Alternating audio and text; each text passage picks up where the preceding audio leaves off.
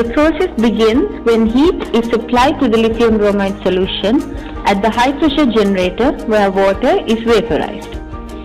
This water vapor travels to the condenser through the low pressure generator where it condenses, giving out. The condensate then travels to the evaporator and is recirculated and sprayed into the evaporation chamber. It evaporates, absorbing heat from the chill water, and this chill water can now be used for air conditioning. The evaporated water will now travel to the absorber, where it is absorbed into an incoming spray of high concentrated lithium bromide coming in from the generator. The now dilute absorbed solution circulates back to the generator.